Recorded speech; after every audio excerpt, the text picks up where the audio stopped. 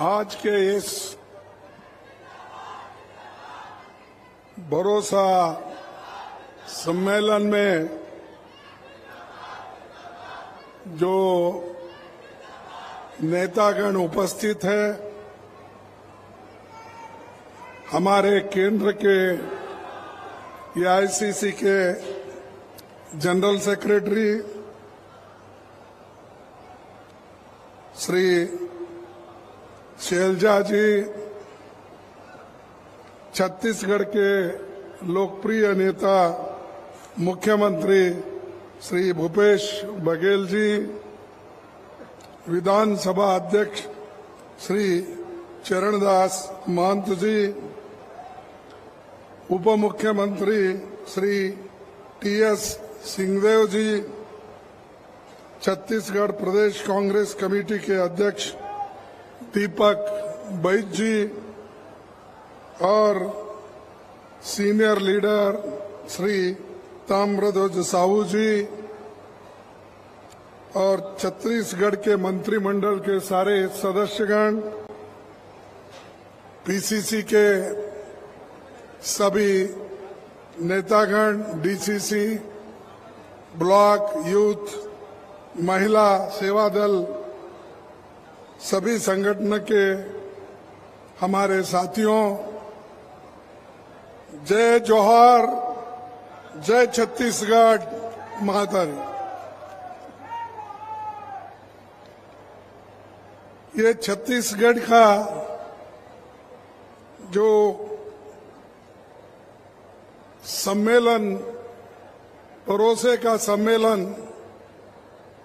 हो रहा है, जिसमें हमारे सभी नेताओं ने इसमें भाग ली, तो ऐसा सम्मेलन शायद देश के किसी कोने में या किसी भाग में नहीं हुआ। ये पहली बार है कि हर जगह ये भरोसे का सम्मान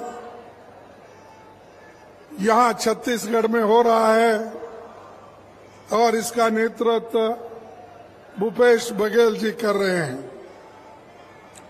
मेरा एक सजेशन है, जरा सोच के आप देखिए कि भरोसे का सम्मेलन के बजाय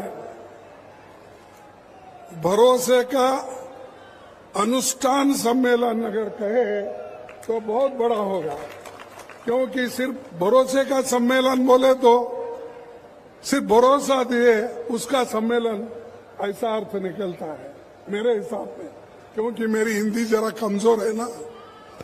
लेकिन ये भरोसे का अनुष्ठान सम्मेलन, तो ये अनुष्ठान करके लोगों को पैसे देकर, महिलाओं को मदद करके, विद्यार्थियों को मदद करके, युवाओं को मदद करके, किसानों को मदद करके अनुष्ठान होने के बाद ऐसे सम्मेलन हर जगह हो रहे।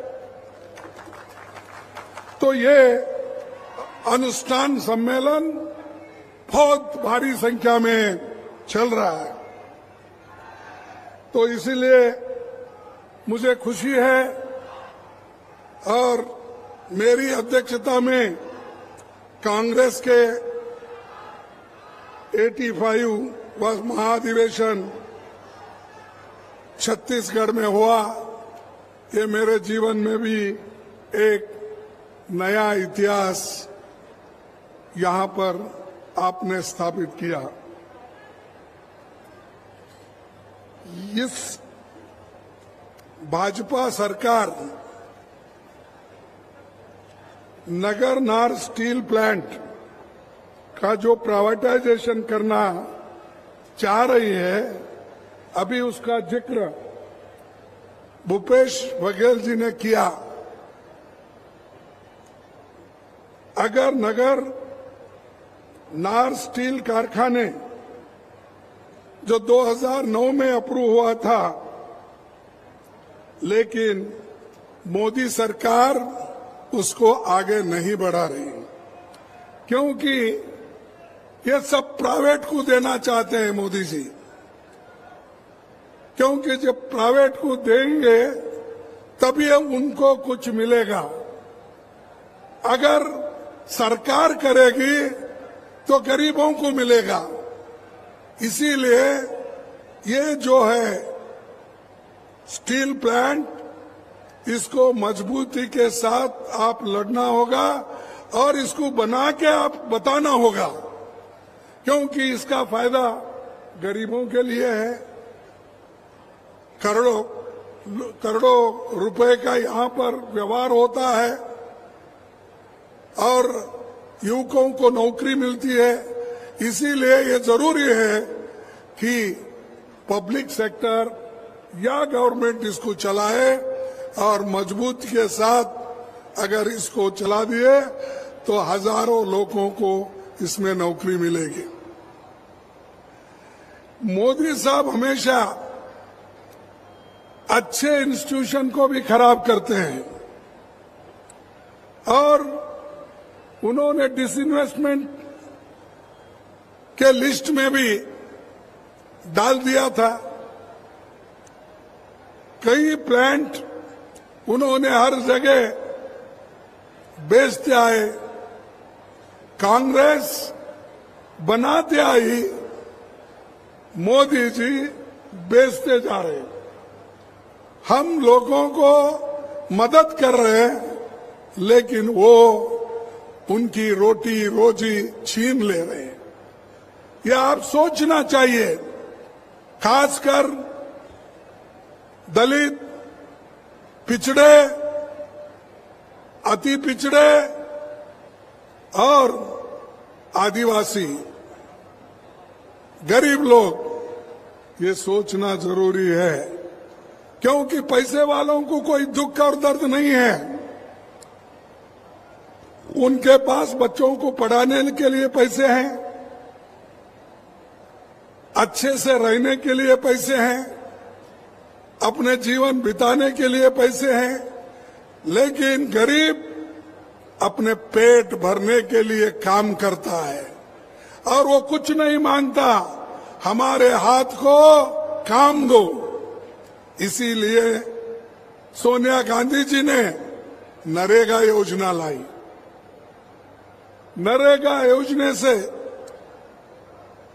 हजारों लोगों को, लाखों लोगों को काम मिल रहा है और जो स्टेट में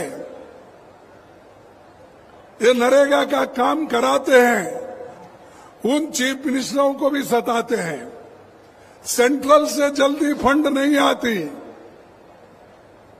उसके वजह से काम रुक जाता है। लेकिन यहां पर मैं कहूंगा बड़े हिम्मत के साथ कि भूपेश बघेल, केंद्र से पैसा आने दो या नहीं आने दो, लेकिन अपना काम कभी उन्होंने रोका नहीं। ये देन है, ये कांग्रेस की देन है और बघेल साहब के मंत्रिमंडल की देन है। सभी ने मिलके इस छत्तीसगढ़ के सरकार को आप चला रहे। इसीलिए मैं आप लोगों को बधाई देता हूं और जो काम केंद्र सरकार करना चाहिए वो काम हमारे कांग्रेस पार्टी की सरकार यहां पर चला रही है, कर रही है। मोदी साहब यहां पर आए और छत्तीसगढ़ के जंगल, जमीन, पानी, इसके बारे में कुछ नहीं बोलते। उन्होंने यहां आए सिर्फ छत्तीसगढ़ के सरकार को गालियां देना और ये कहना, यहां तक मैं भी सुना कि ये सरकार गोबरी बेच के पैसा खा रहे हैं। अरे गोबरी बेच के पैसा अगर खाते तो इतना डेवलपमेंट छत्तीसगढ़ में नहीं होता। गोबरी बेचने वाले, खाने वाले गाय के नाम पे बीजेपी है, कांग्रेस नहीं। कांग्रेस हमेशा लोगों की मदद करती है, लोगों को मजबूत बनाने के लिए गोबरी लेना, कोऑपरेटिव सोसाइटी को देना, दूसरे चीज भी छोटे मोटे जो कॉटेज इंडस्ट्रीज है उनको भी ये सरकार मदद कर रही है। लेकिन मोदी साहब को ये सहन नहीं हो रहा।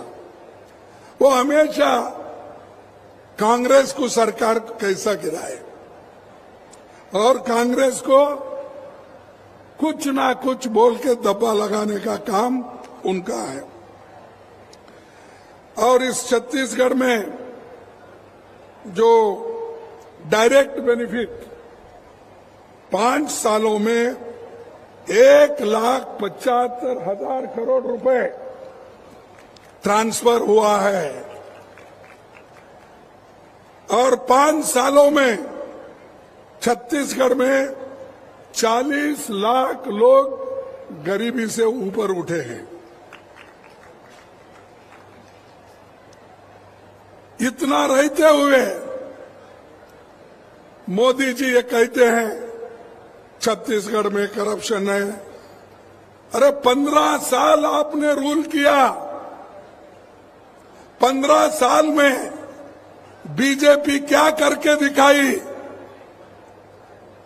जैसा कि धान खरीदने का उन्होंने कहा, जो लिमिट थी उससे भी ज्यादा खरीदने का काम ये छत्तीसगढ़ की सरकार ने की, भूपेश बघेल ने किया। हर चीज केंद्र सरकार जो कहती है उससे भी आगे जाकर छत्तीसगढ़ की सरकार करती है। भाइयों, मैं और एक बात आपके सामने रखना चाहता हूं। पहले तो 27 जिले थे, आज कम से कम 33 जिले हो गए। पहले 150 तहसील थे, आज 233 तहसील हो गए हैं। छत्तीसगढ़ के लोगों की आमदनी 38% बढ़ी और राशन कार्ड भी उसी ढंग से बढ़ता गया। 53 से आज 73 तक हुआ है। तो इसलिए आप सोचिए, जो चीज पिछले गवर्नमेंट ने नहीं की, बीजेपी ने नहीं की, वो काम अगर कांग्रेस के चीफ मिनिस्टर और सरकार करती है, यहां पर आकर मोदी साहब उनका प्रशंसा करना चाहिए। वो छोड़कर वो गालियां देने का एक ही सुन, बार बार सबको कुछ ना कुछ बोलते हैं। और यहां तक उन्होंने कहा कि कांग्रेस अपनी पार्टी आउटसोर्सिंग की है। ये कहते हैं, अरे आउटसोर्सिंग तो उन्होंने किया, अदानी को दिया, बड़े बड़े लोगों को दिया, उनकी सरकार को, बीजेपी के सरकार को वो लोग चला रहे। हमारे पास तो लाखों कार्यकर्ता है, सैकड़ों नेता है, हम चलाते हैं कांग्रेस को। हम तुम्हारे जैसे आउटसोर्सिंग नहीं है। इस देश में जो लोकतंत्र है, उस लोकतंत्र के तहत अगर आपको चलना है तो सबको लेके चलना। लेकिन यहां पर तो सिर्फ 2 लोग चलाते हैं सरकार, केंद्र की 2 ही लोग चलाते हैं। एक तो मोदी साहब कहते हैं, दूसरा अमित शाह उसको अनुष्ठान में लाते हैं। 2 ही लोग, दूसरे किसी को पता नहीं क्या होना है क्या नहीं होना है। कभी हमारे चीफ मिनिस्टर्स को बुलाकर आपने चर्चा की, आपको क्या चाहिए, क्या कमी है, लोगों के समस्याएं क्या है, ये कभी उन्होंने नहीं पूछा। और शायद बघेल साहब यहाँ बैठे हैं, सिंहदेव जी बैठे हैं, कभी आपको बुलाकर अपने टेबल पे घंटों से कब बात किया, कोई चर्चा की? तो जिस आदमी के पास डेमोक्रेटिक तरीके से बात करने की एक हिम्मत नहीं होती, वो देश को कैसा संभालेंगे? देश को कैसा संभालेंगे? बड़ी बड़ी बातें तो करते हैं और यहां तक कि अच्छा करने के बजाय चीफ मिनिस्टरों को, सरकारों को धमकी देते हैं। मेरी बात सुनो, अगर नहीं सुनेंगे तो मैं आपके पीछे ईडी लगाऊंगा। मेरी बात सुनो, अगर आप नहीं सुनेंगे इनकम टैक्स लगाऊंगा। इस ढंग से उन्होंने ईडी, इनकम टैक्स, विजिलेंस, सबको, सब पुलिस ऑफिसर इनको इस्तेमाल कर रहे हैं। अरे भाई, देश को ईडी और सीबीआई, इनसे अगर सरकार चलाना है तो फिर आपकी क्या जरूरत है? आपकी जरूरत नहीं, आप घर में बैठिए। बस इतना क्यों घूम रहे हो? फिर हर जगह जा रहे हैं, तेलंगाना जाते हैं, वहां कुछ क्रिटिसाइज करते हैं, छत्तीसगढ़ आते हैं, राजस्थान जाते हैं, मध्य प्रदेश जाते हैं, मेघालय जाते हैं, हर जगह जाते हैं और झूठ बोल के आते हैं। अभी आप ही ने कहा मैं वो इस्तेमाल कर रहा हूं, तो बघेल साहब ने बोला झूठ। मेरे को तो उनका झूठ बातें सुन सुन के बेजार हो गया, क्योंकि मैं उनकी बातें 9 साल से सुन रहा हूं, तो आप 5 साल से सुन रहे हैं, तो आपको आधा मालूम है, मेरे को पूरा मालूम है।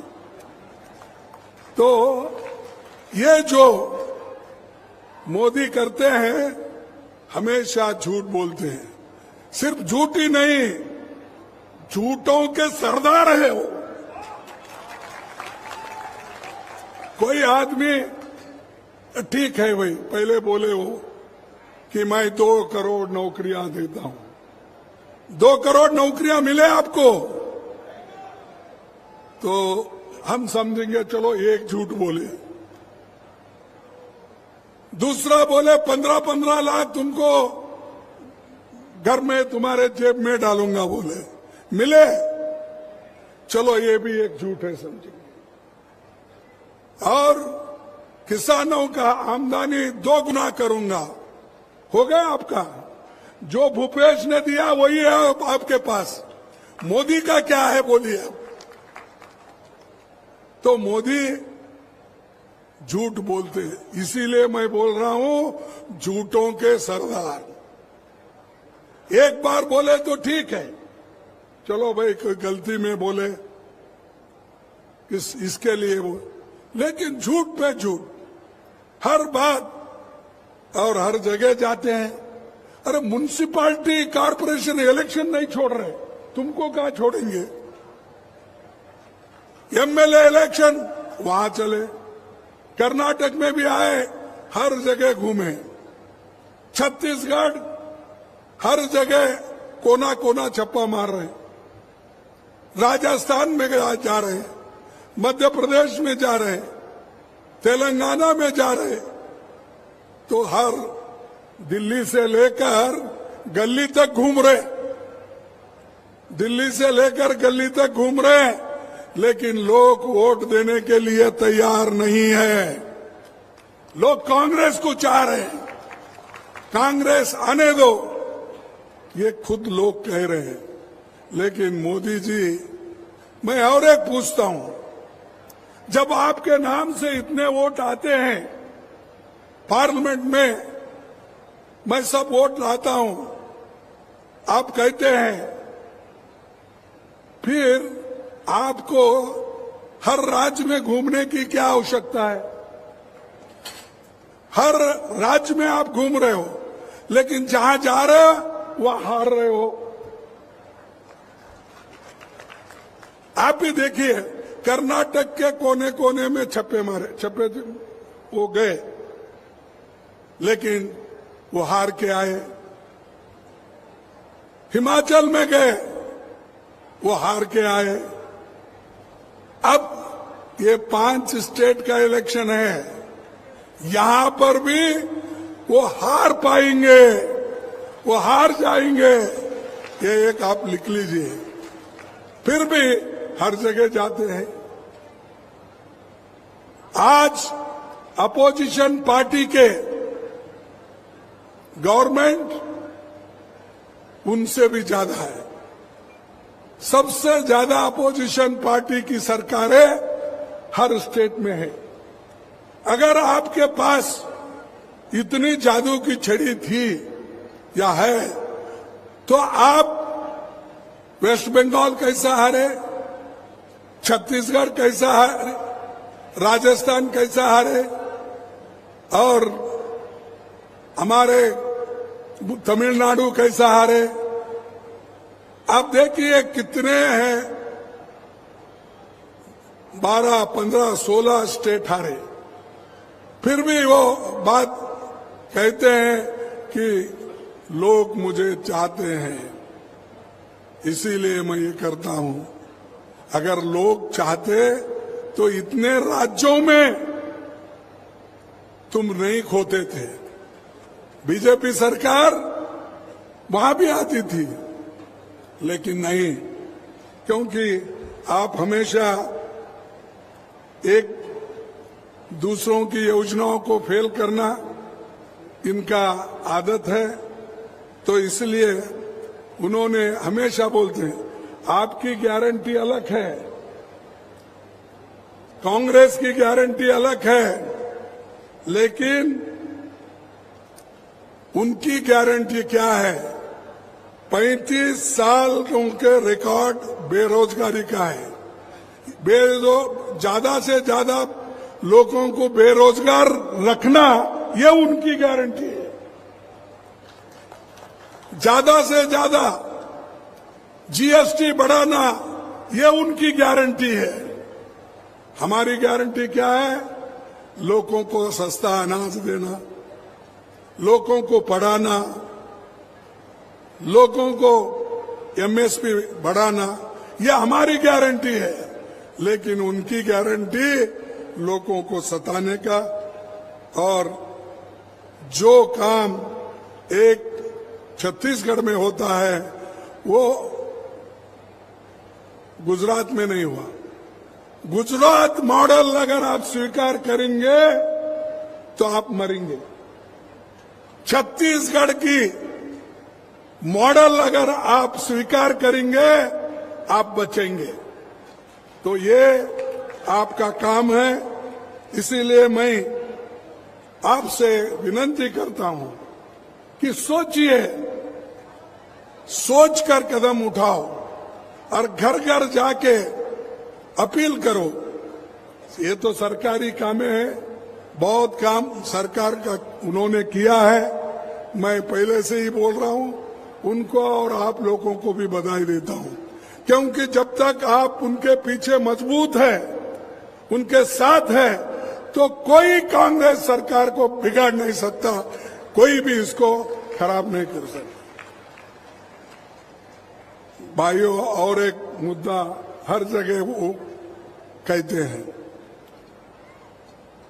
हमने महिलाओं के लिए रिजर्वेशन लाया और कांग्रेस वाले उसको विरोध कर रहे हैं। कांग्रेस वाले विरोध कर रहे हैं। अरे अमेंडमेंट 52, 53, 54 किसने लाया? छत्तीसगढ़ में जिला पंचायतों में, तालुका पंचायतों में जो आपको रिजर्वेशन मिला है, जो महिलाएं, माताएं आज कुर्सी पे बैठे हैं अध्यक्ष होकर, उपाध्यक्ष, वो किनके वजह से? ये कौन किए? ये तो कांग्रेस ने किया, राजीव गांधी जी ने किया, बाद में वो नरसिंह राव जी ने उसको कानून के मुताबिक आगे लाया, लेकिन इसका भी क्रेडिट वही लेते हैं। अरे आप तो महिलाओं के बारे में कभी भी उनकी हमेशा उनका एक ये है, उनका जो आइडियोलॉजी है वो महिलाओं के खिलाफ है। महिलाओं को कभी भी उन्होंने आगे आने नहीं दिया। ये जनसंघ का हो, अब भारतीय जनता पार्टी हो, आरएसएस हो, ये महिलाओं के खिलाफ है, महिलाओं के विरोध में है। जब कांग्रेस कर रही है तब वो आगे आते हैं। यही लोगों ने जब राजीव गांधी जी के जमाने में और देवेगौड़ा जो हमारे पार्टी के सपोर्ट से प्रधानमंत्री बने थे, उस वक्त हमने जो पास करवाया था उसको भी अगर किसी ने विरोध किया तो ये बीजेपी ने विरोध किया, इसीलिए हमारा बिल उस वक्त गिर गया। और हमको ये क्या है, एक कहावत है हिंदी में, मेरे को ठीक नहीं आ रहा, चोर उल्टा ऐसा, अच्छा ठीक है, चोर उल्टा कोतवाल को ढाके, ऐसा काम तो वो कर रहे गलत, और हमको बोल रहे हैं कि कांग्रेस आड़ी आ रही। गरीबों के लिए हम कुछ देना चाहते हैं, माँ बहनों को देना चाहते हैं, शेड्यूल कास्ट को देना। अरे भाई शेड्यूल कास्ट को तो ऑलरेडी रिजर्वेशन है, तुम क्या देते हो? शेड्यूल ट्राइब्स को रिजर्वेशन है, तुम क्या देते हो? उनको भड़काने का आदिवासियों को मिल रहा है, शेड्यूल कास्ट को मिल रहा है, और ये लोग वो छीनना चाहते। अरे छीनना हम नहीं चाहते, तुम तो छीनना चाहते थे, हमने उसको रोक दिया, रख दिया, और आगे हमारी गवर्नमेंट आई, ये पहला हम काम करेंगे। तुम्हारा क्या है? तुम 1934 का 2034 का बता रहे हैं।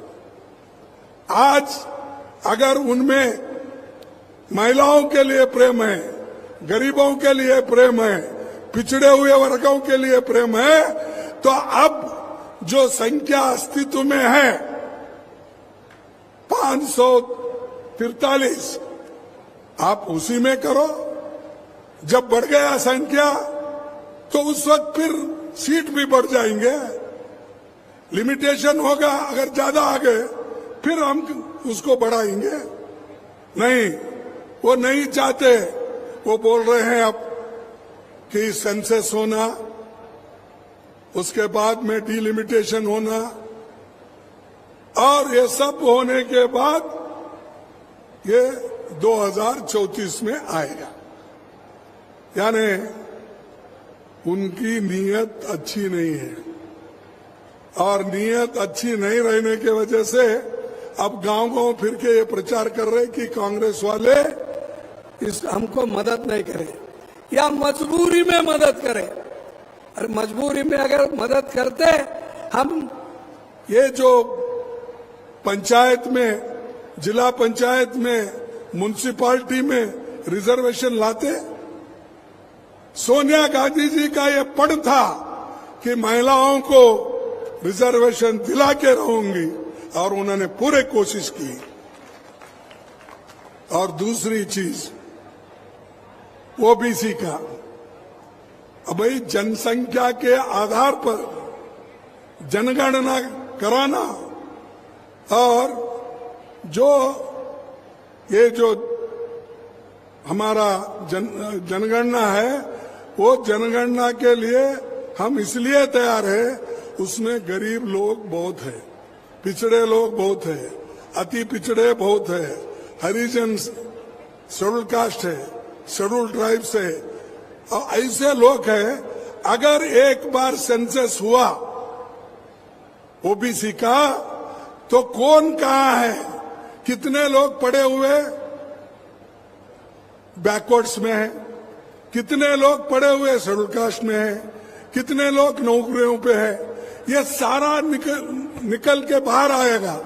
तब हमको मालूम होगा किनको क्या ट्रेनिंग देना, किनको क्या बताना, किनको कौन सा मदद करना, पैसे से किसको मदद करना, जमीन अगर नहीं है तो उसको कैसा देना।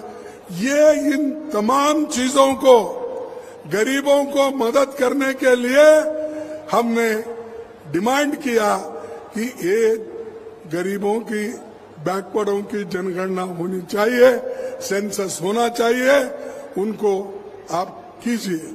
अब कर्नाटक में भी रेडी है, कर्नाटक में भी पहले से ही रेडी है, लेकिन वो बाहर नहीं आया, अब आ जाएगा। बिहार में 2-3 दिन पहले उसको बाहर निकाला गया, उसमें सारी चीजें हैं मालूम। लेकिन मोदी साहब क्या कहते हैं, ये कांग्रेस वाले, ये अपोजिशन वाले देश को तोड़ने के लिए, लोगों में फूट डालने के लिए, महिलाओं में फूट डालने के लिए, महिलाओं के हकूक छीनने के लिए ये कर रहे हैं, ये उनका कहना है। तो ये चीजें जरा आप लोग होशियार हो गए, थोड़ा मोदी साहब जानना चाहिए। अब पहले के जैसा नहीं, 2014 में आए, गलती से फिर एक बार 2019 में आए, लेकिन यही खेल आगे नहीं चलने वाला है। हर कम्युनिटी के लोग होशियार हो गए और देश को बचाने वाला तुम एक ही नहीं, आप अकेले ही गुत्ता नहीं लिए। देश को बचाने वाले, देश में एकता रखने वाले हम हैं, हम सभी लोग उसके लिए लड़ते हैं। देश को एकता से रखने के लिए ही इंदिरा गांधी जी ने अपनी जान खोई, राजीव गांधी जी ने अपनी जान खोई, और आज राहुल गांधी पाद यात्रा करते हैं, हर जगह जाते हैं और आज बैकवर्ड के लिए लड़ रहे हैं। और इसके बावजूद भी हम हमारे को टीका कर रहे हैं। अब हमारे 4 मिनिस्टर हैं, मुख्यमंत्री से 4 मुख्यमंत्री है। 4 मुख्यमंत्री में आप बताइए, हम उनको रिप्रेजेंटेशन ठीक दिए या नहीं। अब छत्तीसगढ़ के मुख्यमंत्री कौन है? बघेल है। बघेल बैकवर्ड है क्या है? तो बैकवर्ड है। कर्नाटक में सिद्धरामैया है और वो एक धनगर कम्युनिटी, शेपर्ड कम्युनिटी से आते हैं, वो भी बैकवर्ड है। राजस्थान में गहलोत जी, वो भी बैकवर्ड है। अरे हमारे पास 4 मुख्यमंत्री है, उसमें 3 बैकवर्ड क्लास के लोग हैं। और आपके पास किसी बैकवर्ड को भी लिए, किसी शेड्यूल कास्ट को भी लिए, तो अंतर इतना दूर रहता है, उसके साथ पाप बिचारो चीफ मिनिस्टर भी बात नहीं करता, कैबिनेट मिनिस्टर से उन्होंने बात नहीं करते। सबका वो पहले हम देखते थे, पहले सब टीवी ये नहीं थे, वो दूरदर्शन देखते थे। वैसा ही आज मोदी साहब उन कैबिनेट मिनिस्टर को, चीफ मिनिस्टर को, अच्छे जितने भी बड़े अधिकारी हैं, उनको दूर से दर्शन देते हैं। इसीलिए वो दूरदर्शन अब वहां गया है। पहले जो आकाशवाणी में इसमें था, वो डिपार्टमेंट में था, अब दूरदर्शन मोदी जी के पास है। सबका दूर से दर्शन देते, नजदीक जाना बड़ा मुश्किल है उनको। कहीं फोटो कीटू के लिए कहीं खींच के जबरदस्ती से लेते हैं, वो बात और है। लेकिन यहाँ हमारे पास चीफ मिनिस्टर, हमारे नेता राहुल गांधी जी लोगों में मिल रहे, कारपेंटर के पास जाते हैं, मैकेनिक के पास जाते हैं, छोटे बड़े लोगों के पास जाते हैं, अमृतसर में जाके वो जूते पॉलिश करते हैं, सेवा करते हैं, उनके कटोरे धोते हैं। ये हमारा मकसद है, और हमारे नेता लोग जनता के नजदीक है। ये दूरदर्शन नहीं देते हमारे लोग।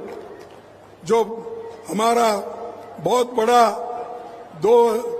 4,500 किलोमीटर का जो ये चला भारत जोड़ो यात्रा, हर एक लोग से मिले, हर एक को गले लगा लिए, हर एक के साथ चले, बूढ़ा हो, नौजवान हो, महिलाएं हो, सबके साथ चले। मोदी जी के पास है वो? देखे कभी छत्तीसगढ़ में आके किसी से मिला ऐसा? अब जब ये नहीं है, जिसके पास कंपैशन नहीं है, करुणा नहीं है, वो आदमी दूसरों के बारे में ठीक से नहीं सोचता। इसलिए भाइयों, मैं आप लोगों का ज्यादा वक्त नहीं लेता। मैं यही कहूंगा कि जो काम हमने पहले से करते आए और करते रहेंगे, और ये जो झूठे लोग हैं, झूठों के सरदार जो लोग हैं, इनको जरा दूर रखिए आप, और उसके बारे में आपको सोचना पड़ेगा। मैं आखिरी बात एक बोलता हूं, ये देश में जो सबको वोटिंग का हक मिला, वो पंडित जवाहरलाल नेहरू जी और डॉक्टर अंबेडकर के वजह से मिला, ये याद रखिए। जो अडल्ट फ्रेंचाइज है, जिसकी उम्र उस वक्त 21 थी, आजादी मिलने के बाद सभी 21 वर्ष के पुरुष हो या महिला हो, उन सबको वोटिंग का अधिकार मिला। अमेरिका में आजादी मिलने के कई सालों को बाद महिलाओं को वोटिंग मिला, यूके में मिला, फ्रांस में मिला, कई सालों के बाद। या जिस दिन संविधान तैयार हुआ, उसी दिन महिलाओं को वोटिंग का अधिकार मिला, दलितों को मिला, पिछड़े को मिला, सबको मिला। मिला या नहीं? क्या उस वक्त मोदी जी पैदा हो गए थे? क्या शाह पैदा हो गए थे? अरे हमने सब कुछ करके दिया। अगर हम इस लोकतंत्र को नहीं बचाते, इस संविधान को अगर हम नहीं बचाते, तो मोदी और शाह जैसे लोग प्रधानमंत्री और गृह मंत्री नहीं बन सकते थे। यह हमारी देन है, हमारा गिफ्ट है। इसीलिए तो शुक्रिया अदा करो। वो सब छोड़ के एक परिवारवाद परिवार में कौन है भाई? क्या गांधी परिवार में 89 के बाद कोई प्राइम मिनिस्टर बना? बोलिए आप, कोई प्राइम मिनिस्टर बने? क्यों हिचकिचा रहे हो? कोई नहीं बना। और जब सोनिया गांधी जी बनी, जब मौका था, लोग जाकर उनसे मिले, उनको कहा कि आप इस देश के प्रधानमंत्री बनो, सभी लोग हम चाहते हैं, मेजॉरिटी आपके साथ है, लोगों ने कहा। तब सोनिया गांधी जी ने स्वीकार नहीं किया। एक इकोनॉमिस्ट मनमोहन सिंह जैसे आदमी को इस देश का प्रधानमंत्री बना के छोड़ा। अरे ये है हमारे उसूल। तुम्हारे पास तो लड़ रहे कुर्सी के लिए, और मोदी जी छोड़ रहे नहीं कि बाकी के लोग बड़े परेशान हैं कि मोदी भाई कितने दिन इन्हें ही रहेगा, हमको चांस मिलेगा या नहीं मिलेगा, सोच रहे हैं। इसीलिए उन्होंने भी एक एक को हटा रहे। ये मध्य प्रदेश में आप देखे होंगे, सब जो लोग सेंटर में जितने भी मिनिस्टर थे, उनको यहां लाके भर्ती कर रहे, रिक्रूट कर रहे। तो ये जो चीजें है उनमें है। हमारे पास कोई नेता कुर्सी के लिए नहीं ये करा, नहीं लड़ा। कुर्सी गरीबों के लिए लड़ा, गरीबों के भलाई के लिए लड़ा, लेकिन आज वो लोग कुर्सी के लिए लड़ रहे और कुर्सी के लिए जो कुछ भी पूछो हमने किया बोलते हैं। अरे तुम जो किया उसका क्रेडिट ले, जो नहीं किया उसका भी आप ही क्रेडिट ले रहे हो। तो मैं इससे ज्यादा कुछ नहीं बोलना चाहता। और आज जो हमारा एक ही आने वाले हमारे असेंबली के चुनाव हो और उसके बाद में पार्लियामेंट के चुनाव हो, उस पार्लियामेंट के चुनाव में और असेंबली के चुनाव में आप लोग जोरदार मेहनत करके गांव-गांव जाके कि हमको कांग्रेस को मजबूती दो, और अगर इसको मजबूती मिली तो मैं ये कहूंगा कि फिर से कांग्रेस पार्टी की राज इस छत्तीसगढ़ में आएगी। और आज जितने भरोसे पूरे उन्होंने अनुष्ठान किया और जो उनके आगे आने वाले जो मैनिफेस्टोज है, इलेक्शन मैनिफेस्टो में जो और वायदे करेंगे वो पूरा कांग्रेस पार्टी निभाएगी। इसीलिए मैं ज्यादा और उचित नहीं समझता कि आपका समय लूं, और एक ही बात मैं कहूंगा कि आपके पास हिम्मत है, आपके पास सब कुछ है, डरो मत। तो डराएंगे थोड़ा कुछ, वो मैं हमेशा यहाँ होते ही रहता। अच्छा कोई कार्यक्रम रहा, मोदी जी की टीम आती है तो हारने दो जीतने दो, वो फील्ड में रहते ही है। क्योंकि जब मेरा यहाँ पर इलेक्शन हुआ, उसके बाद यहाँ पर अधिवेशन हुआ, उस अधिवेशन के दिन ही उन्होंने हमारे कांग्रेस के नेताओं के ऊपर ईडी की धात डाली, सीबीआई की डाली, लेकिन लोग डर रहे नहीं। उन्हें डराने की कोशिश कर रहे हैं। जो नियत से हमारे लोग हैं वो डर रहे नहीं। जब नहीं डरते हैं तो उन्हें कुछ ना कुछ कहते हैं। और मैं एक ही आप सभी लोगों के तरफ से मोदी जी को एक बात विनती करूंगा, कम से कम एक मीटिंग कम करके मणिपुर जाके आप एक मीटिंग बोले। 6 महीने हो गए, दंगे चल रहे हैं, लोगों को मार रहे हैं, महिलाओं को नंगे करके फिरा रहे हैं, गोलियां चला रहे हैं। वहां आप नहीं जा रहे? आपको वो मणिपुर क्या इस देश का हिस्सा नहीं है? वहां इसलिए नहीं जा रहे, इनको आने ही नहीं दे रहे वहां। और यहां फिर रहे कहा जहां लोग मजबूत है, अच्छी सरकारें चल रही है। ये भूपेश बघेल को कैसा मैं आगे ढकलूं, राजस्थान को कैसा मैं निकाल दूं, हर चीज, अब कर्नाटक को कैसा मैं निकाल दूं। देखिए, ऐसा करने से नहीं होता। देश के लोगों की चिंता करना चाहिए। मणिपुर में जो चल रहा है, मोदी साहब चुप बैठने के वजह से चल रहा है। मोदी साहब हिम्मत नहीं कर रहे। मैं समझूंगा मोदी साहब हिम्मत हारे हैं। अगर आपके पास हिम्मत है तो जाके वहां पर सुलझाओ। वहां सुलझाना नहीं चाहते आप, चलने दो, कितना दिन चलता है। हमारे राहुल जी जाके आ गए, 21 एमपी जाके आ गए। भाई आपको क्या होगा?